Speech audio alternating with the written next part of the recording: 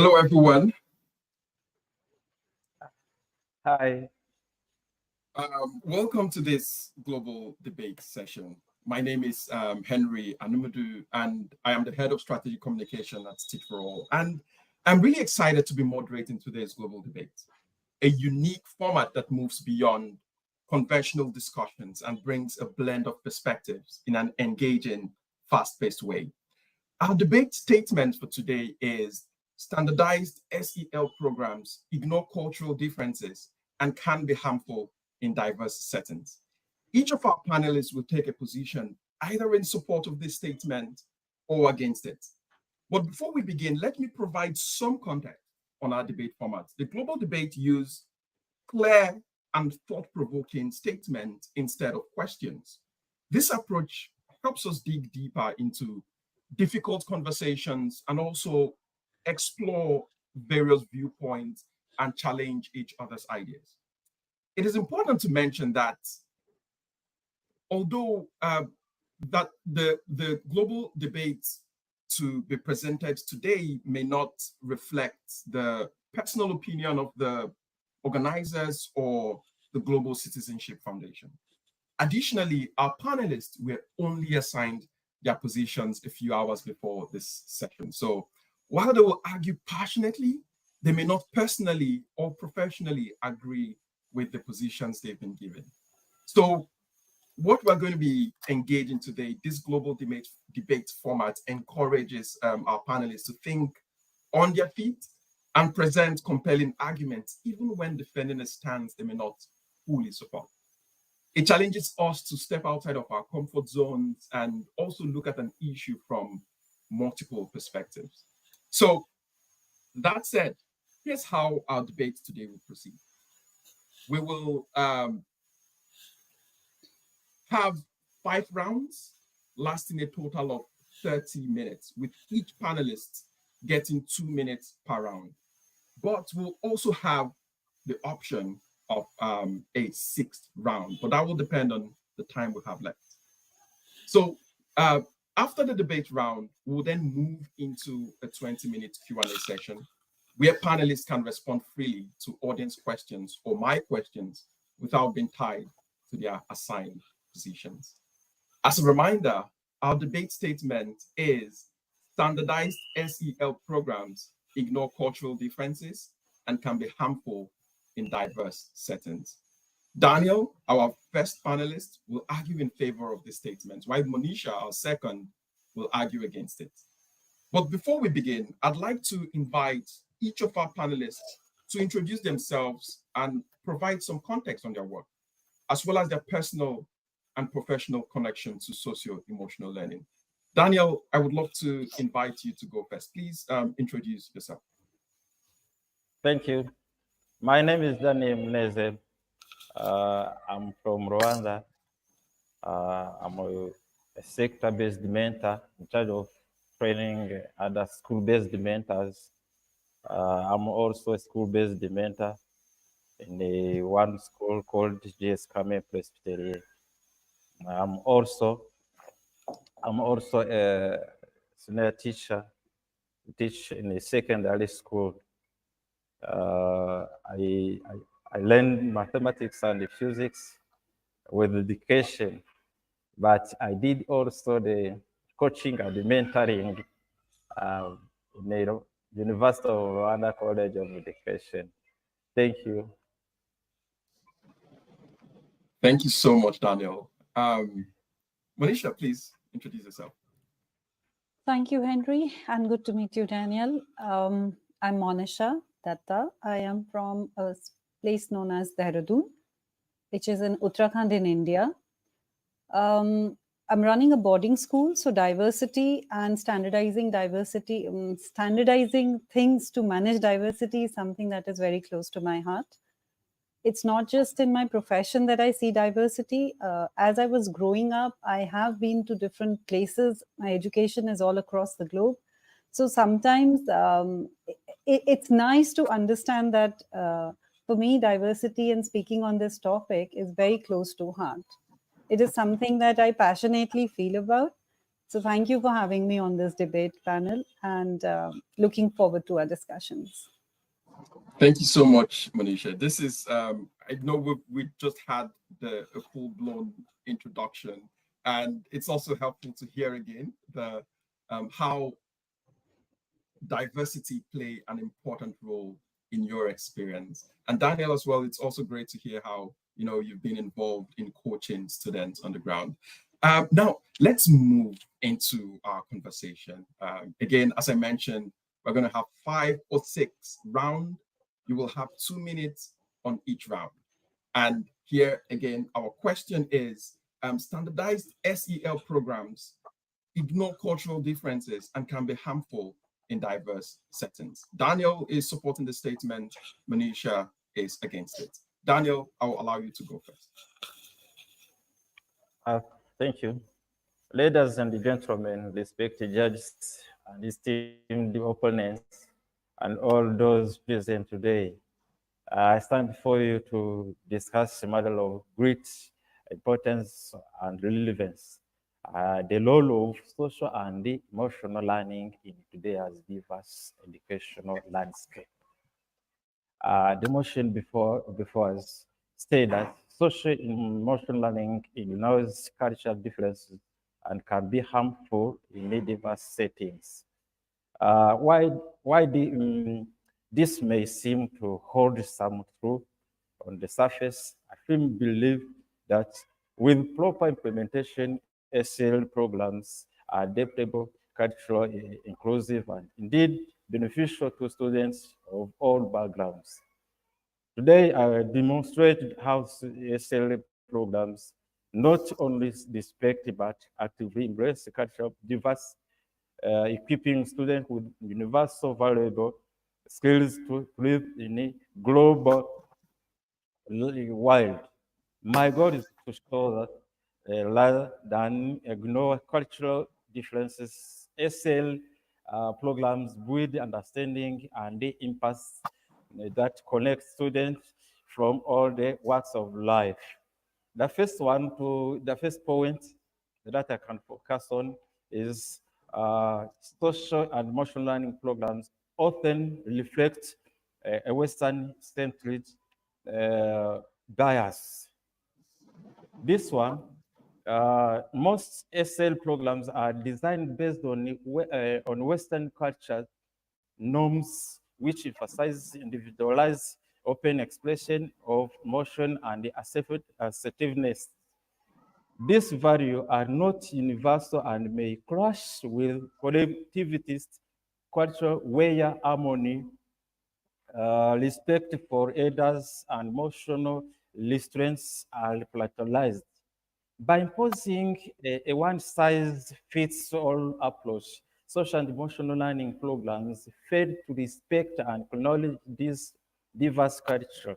For instance, students from culture Thank you, that Daniel. I didn't mention this, but I'm going to be coming in when the 2 minutes is up. this one. For instance, students from culture that's Daniel, your 2 minutes is up. We're going to let Manisha respond to you. Manisha, please. Thank you. You're on mute, Manisha. Thanks, Daniel.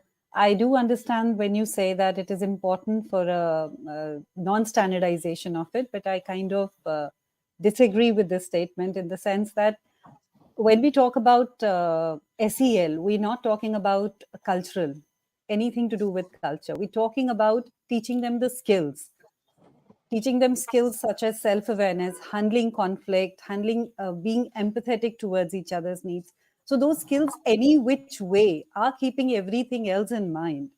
Standardizing SEL helps students to find a common ground.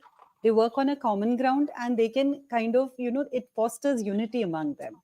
It helps the teachers to design it into their curriculum and standardize everything so that the the behavior, respecting, being patient, being tolerant, being okay with diversity is something that is actually interweaved in the skills that are taught in social and emotional learning. So it does not matter which culture a student comes from or background a child comes from. It allows the student or the people handling those students to accept and behave in a certain way, which is a standardized way, irrespective of where they're coming from. So this also helps the teacher to focus on deliverance, especially in today's time where there's so much of migration happening. There's so many different cultural see, everyone is not aware of the cultural diversities. So it's SEL is not there to teach about the cultural diversities. SEL is to teach the skills, to make them more empathetic and make them more stable. So it is important for SEL to become standardized so that it can be delivered across the globe in the same manner. And it's a language, it in itself becomes a language of understanding. It helps in developing emotional skills, it helps in developing interpersonal skills. Because when we talk of SLE, the 5 prime things that we are talking of, skills we are talking of, one of them Thank you, is Monisha. also making responsible decisions. Thank you. Thank you. And that is our first round of, interesting arguments marshaled already. We're going to move into the second round, and Daniel, again, you will lead. Just Manisha has said, when we talk about SEL, we do not talk about culture, we talk about skills that are universally applicable. I wonder if you want to respond to that, Daniel. Round 2. Daniel, please. Let me go to the other points. It's misinterpretation of cultural driven behavior as deficiency. When standards are developed without cultural awareness, behavior aligned with specific cultural practice can be misinterpreted as social and or emotional deficiencies. For example, let me give you an example. Students from some Eastern Asia culture may avoid direct eye contact out of respect, but in a necessary program that interprets eye contact as a sign of confidence, this student may be misjudged as shy or disengaged. By ignoring culture context, a SEL program can reinforce bias and stereotypes, reading indicators to perceive culturally driven behaviors as problematic rather than as expression of cultural identities. Thank you. Thank you, Daniel. I'll let Manisha respond. So I'm going to take this forward from what Daniel just said about the eye contact. Yes, in some cultures, eye contact maintaining is considered to be confidence and you being very out there and acknowledging the other person, whereas it may not be considered the same in the other cultures. Completely acceptable, but at the same point of time, when we talk about SEL, sorry, we're talking about teaching them how to read the body language also. So when a child or an individual is making an eye contact and you can sense that they are not comfortable with giving you an eye contact back, you are kind of patient about handling that situation. You are okay with the idea of not pushing the child across those borders and saying, no, if you're not making eye contact, this is not right. So another important skill when we talk about SEL, we are talking about actually teaching them the skills. And one of those important skills is have understanding relational, developing relational skills. So when you are teaching them how to make relations, how to manage relations, you're automatically giving them the tool to manage different people, because not everyone is going to be of the same temperament. So understanding the body language, whether that's comfortable or not comfortable, also becomes a part of an SEL. And when we are standardizing it, we are saying, whatever be the case, if a child shows this kind of a behavior or a tendency, means they are not feeling comfortable. Look at the entire thing in totality, not just. And again, coming back to the cultural thing, people in different cultures also behave differently. So you cannot just say that just because they come from that background. Like in India, we see so much of diversity. You cannot, say, okay, all Indians behave in a certain way. They don't. not all states behave in the certain way, and not many cities in the same state behave in the certain way. So you have to allow them to standardize it so that they can deliver it in a better space. So thank you so much for that. Thank you so much, Manisha. And again, just for the sake of any members of our audience joining the conversation just now, I want to emphasize as well that this debate is fast-paced. It's meant to look at the topic from different perspectives.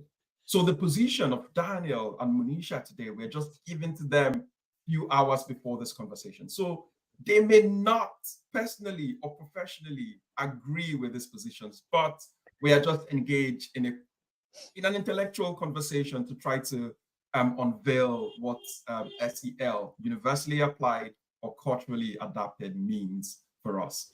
And now we are heading into our third round of debate. Daniel, please, your argument. Thank you again. Another point, it is acknowledging systemic and societal challenge. SEL programs often emphasize individual responsibility and self-regulation without addressing to broader social challenges and systemic issues that shapes without addressing or with, for example, student lives, particularly for those from marginalized or underserved backgrounds. These students may face discriminations, economic hardship, or trauma, which affect their social and emotional development in ways SEL programs fail to account for.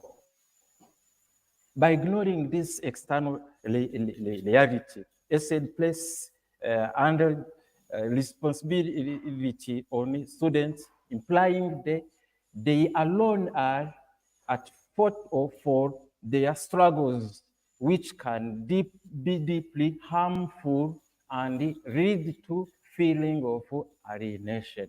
Thank you. Thanks, Daniel. Monisha, do you want to respond to that? Yes, I would love to respond to that. So when we talk about SEL, we are talking about teaching social and emotional learning to all. We are not segregating and saying that ones who come from a certain background are only supposed to be learning these skills. These skills are meant for all. So when we talk about social and emotional learning, the skills that we are trying to teach them are also to how to understand their emotions, how to comprehend their emotions, and how to communicate their emotions. And when you are teaching these skills to the people who are coming from marginalized background also, they themselves are able to comprehend and accept, manage, and handle. So it allows them to communicate how they feel across the board, and not take what the other person is saying, not take it personally. Even they develop the skills to understand that if a person is coming from a different background, the possibility is they do not understand how we feel. They can communicate their feelings, they can be more expressive. So when we talk about SEL, we are talking about two major skills. One is learning to understanding their own feelings and communicating it. One is being an active listener. And when I come back to listening, I'm not only talking about the listening that comes from verbal expression, listening that comes from visual expression also. When you look at a person and you can make out, when you can comprehend that, oh, this is not something that's making this person comfortable or happy. So it's SEL is something that is across the board, and it is for all. And the moment, and again, it's my view, and the moment we standardizes, the personalization finishes. So nobody is going to get a preference over the other. Expression of emotions are not going to get personalized. It's going to be a standardized thing. You expect to understand and you expect to be understood. It's a two-way street. Thank you so much, Manisha. Thanks, Henry. We are at the third round now. We just finished the third round, and I want us to, stop for a moment to breathe. And I want to send a note to all the audience watching us now. So please, if you have any questions, please put it in the chat box. And we have a 20-minute segment at the end to discuss your questions and respond to it as well. Just to give a brief rundown of the interesting conversation that has been happening so far, we've heard Daniel from the very start argue that SEL is often Western-centric and might clash with the values of our individual cultures. And we see Monisha so beautifully argued that when we talk about SEL, it is not about cultures, but also about implementing certain skills that can be universally effective. And Daniel came back and said SEL often marginalizes students from certain cultures. And Monisha, again, with her argument on skill, said that it actually helps us build relational skills that can help us read emotional cues across different cultures. And just now, Daniel also came back and said SEL places the need to solve structural challenges on individual students, right? And Monisha again says it's not just about one student, but all students learning this together in order to change their context and their countries. This has been a really interesting conversation. I can't wait to see how our subsequent round goes. Again, just as a reminder, our debate statement for today is standardized SEL programs ignore cultural differences and can be harmful in diverse settings. Daniel is supporting this stance, while Monisha is arguing against it. Again, these positions were only assigned to our panelists a few hours before this conversation. They may or may not agree with these positions professionally. So let us move right into our fourth debate round. Daniel, please, what is your argument, as usual, in support of the statement? Thank you. Another point that can support this statement is this one: conflict with family and the community values. These SEL programs often emphasize certain behaviors and mindsets that may conflict with students' home environment. For example, promoting assertiveness and personal success might clash with cultural values that emphasize community well-being over individual achievement. When students are encouraged to adopt beliefs that differ from their family, this can lead to confusion, resentment, and even tension within families. Furthermore, students may experience identity conflict, feeling pressured to behave one way at school and another at home, leading to internalized stress and a weakened connection to their culture roots. Thank you. Thank you, Daniel. Monisha, please. Thank you, Daniel. Okay, so I come back again with this point that when we talk about standardization, I can see Daniel smile. Laugh, actually. So when we talk about standardization and, yes, being assertive and not being assertive, different cultures, different feelings. But today we're talking about a global world. We're talking about globalization. We're talking about intercaste, interstate, intercountry, inter-religion, all kinds of weddings. So if there is no acceptance to being assertive or not being assertive, it will create a problem. That's where conflicts get created. The moment we standardize something, I personally feel we are creating a much more inclusive environment, because inclusivity means you're tolerant to diversity. You're tolerant to the viewpoints of the other people. And when you standardize things and you say, okay, fine, it is okay, you understand that this is how it works. You're teaching them skills to work in collaboration. You're teaching them skills for acceptance. You're teaching them skills to be more tolerant of the diversity that they see around them. So automatically, it allows them to be in a much more peaceful space.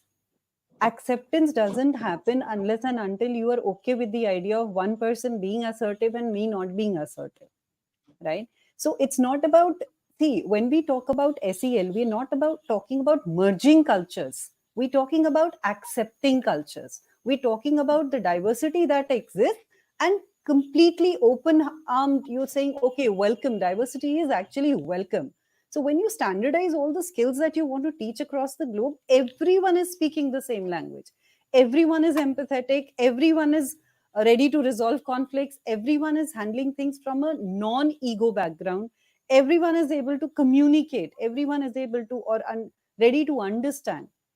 And the most important of it all is everyone is ready to tolerate and accept. So that Thank helps when you. you standardize. Thank you so much, Manisha. Yeah, okay. I have certain comments, but I'm going to leave that till the end, right? Because now we are heading into our very final round, which is the fifth round. Daniel, are there any closing statements that you want to make to wrap this up? Yes, I have another point that can support. Go on, please. Let me go on. Uh, Monica, may understand something. We've said that this event is a standard. It can be harmful. This is what I'm supporting. The last one is this one: risk of implicit bias in assessment and the outcomes. SL assessments, if not culturally adapted, can reinforce implicit biases, leading to unfair labeling of students. When these assessments are based on narrow definition of social and emotional competence, students from different backgrounds may be disproportionately identified as needing improvement simply because their cultural expressions don't align with the programmer's standards. This can lead to students feeling discouraged, unfairly personalized, and unable to achieve success in SL simply because their cultural expression don't match the programmer's expectation. Thank you again. Thanks so much, Daniel, for taking the conversation right into the realm of assessment. Manisha, how would you respond to that? So my statement to that would be, when we talk about SEL, we are actually creating a consistent framework. We're creating a framework that ensures that each and every student that you're dealing with, and again, I'm using the word all. When we talk about standardizing it, we are saying there's a consistent framework that allows all the students to learn the vital or the most important social and emotional skills. So we are also saying they are learning the social skills. They're not learning about art and culture of the society because there are other subjects to teach them that, right? But they're learning the social skills. Acceptance is a part of a social skill. Not showing your displeasure is a part of a social skill. And when we are standardizing it, when we are creating it, we are actually creating a framework. And when you create a proper standardized SEL program, you're focusing on universal skills such as empathy. You're talking about handling all kinds of displeasures and conflicts that get arisen. And this is when you're talking about conflict resolution. I think that is the most important thing in today's date and time when it comes to the cultural diversity across the borders, across boundaries. And you're teaching them these skills, you're teaching them the ability to handle these conflicts in the right positive way. So standardization is helping you create a framework and making all the students come at the same platform irrespective of where they're coming from.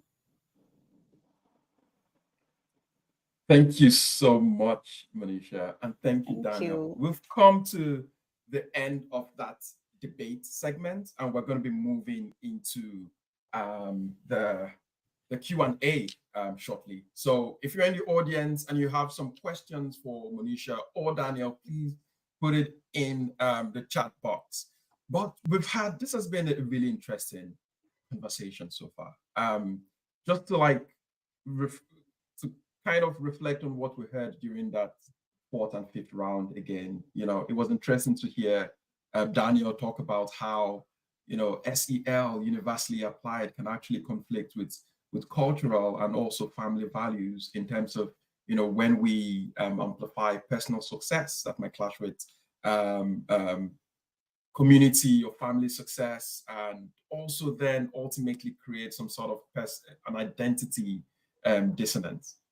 But I also love your argument, Monisha, in terms of saying it's a globalized world, and we need the skills to be tolerant, but also to be able to accept others and their values and their culture and their family and way of being and way of living. And then we, dove into the assessment aspect as well that you both just marshaled beautifully. So as I wait for the questions, I'm going to ask you both this question. And now you don't need to hold to your original assigned position now. Feel free to come from your own expertise, your own experience with work on the ground. And my question is, if a country, right, any country, and Monisha, you've spoken really well of how we are now in a really globalized world where in certain contexts you have people from different cultures, different parts of the world coming and sitting in one classroom or in one education system. Now, if a country with significant cultural diversity decide to implement a nationwide SEL program, what would be your top recommendation to balance this standardization and cultural inclusivity at the same time? How would you approach this? Monisha, do you want to take this question first? So when something like this, what you're just talking about, comes into place, I think the first thing they need to do is introduce the art and culture in the subjects like social studies, in the geographical classes, in the historical episodes that they talk about, and it should be spoken to all. It should not just be a part of one. Talk about art, visiting museums and visiting. So add the art and culture of the various immigrant, like all the different people that they are dealing with. That should become a part of the history. That should become a part of the geography. And then once you've got all that, they should concentrate on teaching them the different value systems that come along with it. Right? Each country, each space, each community has their own value systems that they talk of. And we're not talking about what's right and wrong. We're just saying, okay, this happens and this happens and this happens and this happens. Now, talking about tolerance, merging it all back into the fact that each and everything is an acceptable norm. This is not right. There's no right and wrong. Half of our wars in life are because we believe in something and we do not believe in something. So it's all about the right and wrongs. And actually, there's no right and wrong if you look at it. There's certain social norms. Accepting those social norms and placing things on a diverse platform will become much easier for them if they want to implement a standardized SEL program. So understanding cultures comes into the curriculum. You just put those topics into the curriculum, into the relevant subjects. Get them to read literature of different authors, different genres. And automatically you are giving them a window into the space that exists outside their own country. Yeah, thanks so much, Manisha. That's so beautifully said. And I would love to push this question to you, Daniel.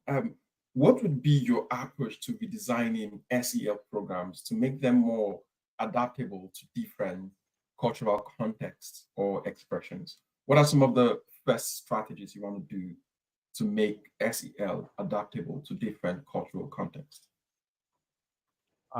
Thank you.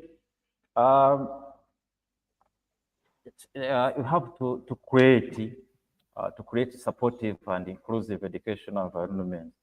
SEL must respect and integrate cultural diversity. A true effective SEL program would embrace this cultural nuance and make all students feel seen, understood, and valued rather than pushing a similar worldview that harms the very students it aims to support. Thank you. Thank you so much, Daniel. And I think we have one question from the audience that should be posted on screen now. And the question says, how might standardized SEL program contribute to or hinder the cultural identity of students with different background, especially those that may seem racist? Who wants to approach this question? Manisha, do you want to try that out? Okay. What happens when you have a standardized SEL program? It contributes or it hinders depends upon how it is executed. Like any other program, it's the execution that matters. It's not the paperwork that is there. If we are talking about a standardized SEL system, could I have the question back on the screen for a second?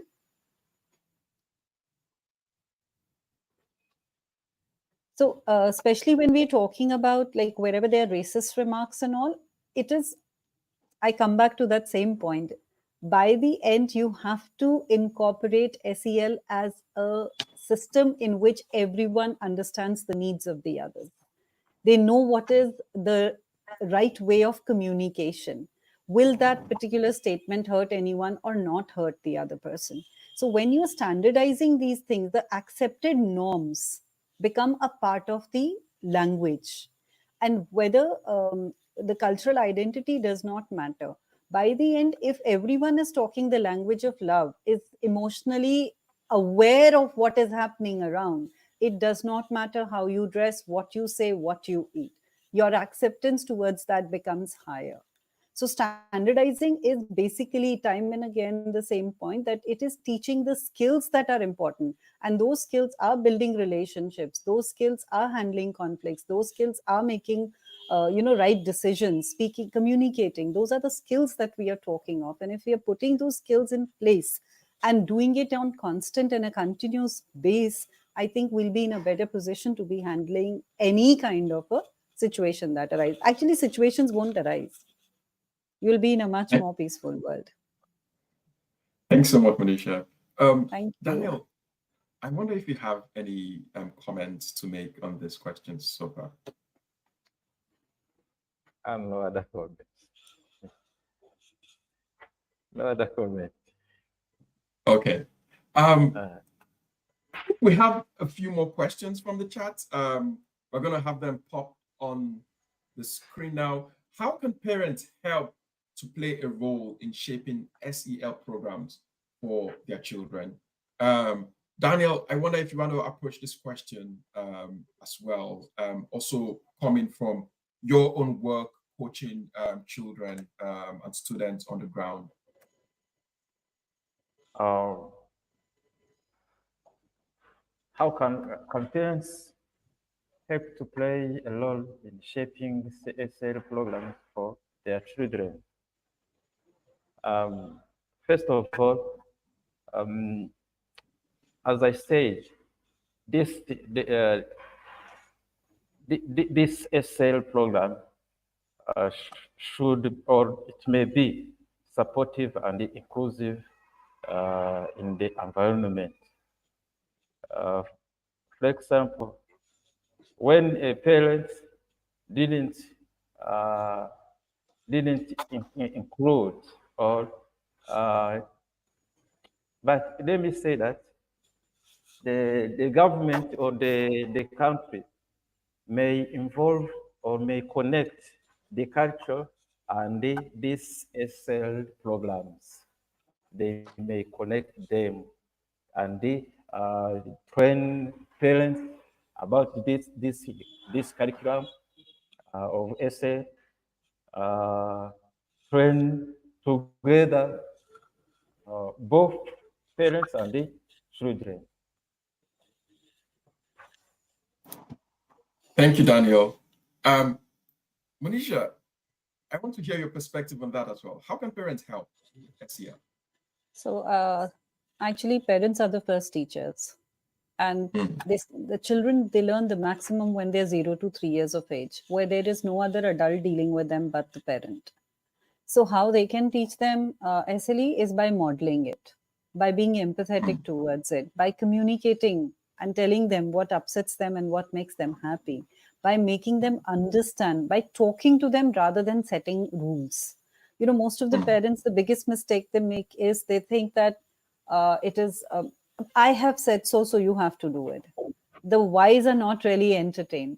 And it's a very conflicting thing that when the children are actually in that talkative age, most of the parents are too occupied in their profession to pay attention to active listening Yeah. and communication, right? And when they are not being empathetic towards the children, when they are being passive listeners, or when they're not communicating how they feel, I'm hurt, and my child comes and asks me, how are you feeling? I say, I'm okay. They take it as a norm to say okay, irrespective of how they feel. So when we are handling the children at that age, when they are the most receptive, and we're not communicating with them, we're missing out on teaching them the SEL. And when they become teenagers and they've anyway learned all those skills from us, we're expecting them to respond now in the way that we want them. We want to know what they are learning. We want to know what they're doing. They're no longer in that zone. They've adapted our passive listening as a part of their regular life. And they would rather communicate with the ones who would listen to them. So it is very essential for parents to role model what they expect the children to learn. Handling conflict, or building relations, or managing families. Oh, they have a huge platform to do whatever they feel like. And they're always teaching the students, their own children, that. Thank you. Thank you so much, Manisha. And that's beautifully said. And we actually have one last question from the audience before we begin our wrap up. Please, Tech will put that up on the screen in a minute. Can you share experiences on implementation of SEL programs as an educator?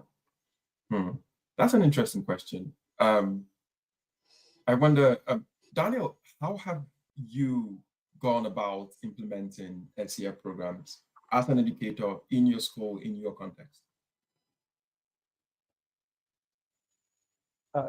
Thank you. During my journey,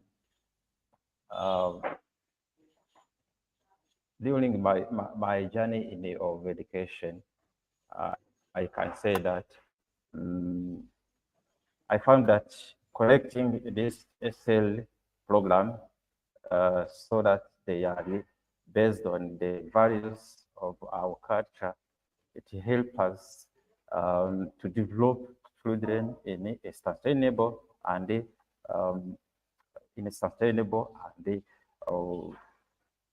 and this allow this student to have a sense of self and the ability to think and solve problems, which goes hand in hand with their long life and the culture.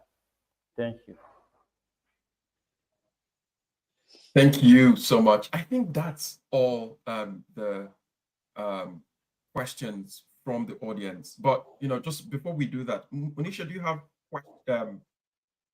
a different perspective or a different approach to how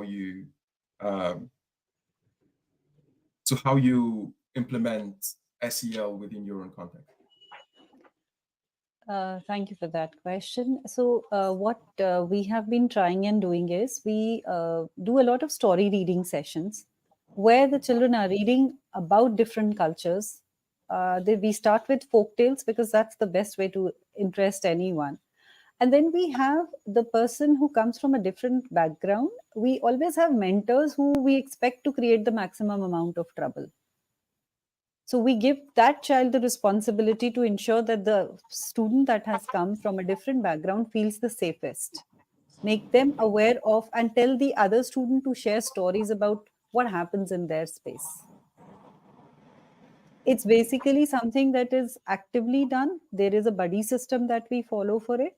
We also teach them. So I'm a life skills coach. So we also teach them the importance of understanding their feelings and managing, not controlling their feelings. They all maintain a diary, a gratitude diary, which they are with. Everyone has to mention what are they thankful for by the end of the day. There may be 10 things that have gone wrong, but I'm sure there's one thing that went right. And every time you feel sad, you're supposed to go back and read that diary, right? So slowly we ensure that each and every child becomes emotionally aware. They're aware of their own feelings, and they're aware of how to handle the society around them. And that's what we have been trying to practice over the last many years. Thanks. Thank you, Manisha. I just got a message that we have one last question that just came in from the audience. So I'll allow Tech to put that on screen. Okay.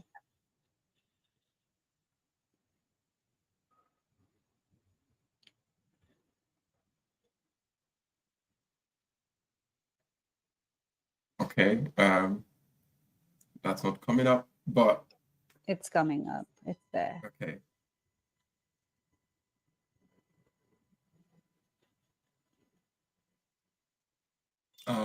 That sounds more like Statement. a statement Yeah. than a question. But let me try and reshape that to something we can respond directly to. Maybe we can maybe think about it as to really address that question of how does this a student's cultural existence actually affect the implementation or the design of SEL programs. Now, outside the debate we just did, can we, answer that question from our perspective? Manisha, do you want to go first, since you actually stood against that in the debate just now? I want to hear your own expertise, your own experience on that question.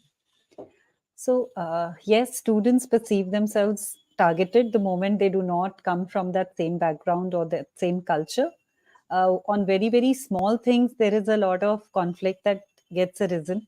So and so said this to me, and so and said did this to me, or they looked at me in a certain way.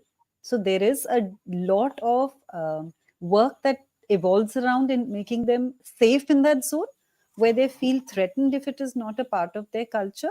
So when students have a very deep relation with their culture, the possibility of handling that gap becomes a little more intense.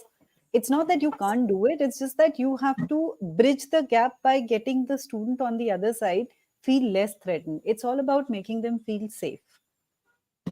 So the connection is deep. If the connection is deep, then the work involved in the SEL is more. It's actually a fact. You have to do a Thank lot of you. extra work. Thanks. Thank you so much, Manisha. We've heard Manisha in the first part of this conversation, argue for universally applicable SEL programs, but it's so good to hear her talk about the facts, right now. I'll allow Daniel, you've spoken about this the whole session, but I want you to, maybe give a closing statement about how SEL programs, whether it's design and implementation, actually connect to students' cultural existence. Thank you. In order for this program to be useful, it is important that they can be proved according to the culture of the place where they are going to be used. For example, using story based on the history and culture of any country, or working together, or together we would increase the students' as a sense of culture and the unity. In addition, giving giving teachers a role in the preparation of this program would make the content more relevant to what students face in their daily life. Thank you. Thank you so much, Daniel and Manisha. We've come to the end of our conversation today. And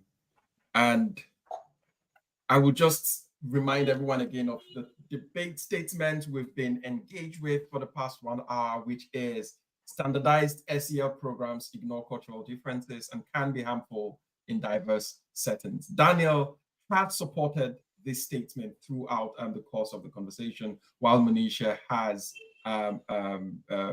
been against the statement. But both of them have made quite compelling cases that actually prompt us to consider a balanced approach, one that upholds the universal value of SEL while also recognizing and responding to cultural differences to enhance our impact. As we close, I encourage all of us to reflect on how we can take the lessons from today's debate into our work and conversations. Whether you lean one side or the other, this dialogue reminds us of effective educational practices that, you know, they often thrive on nuance and openness to adapt and learn.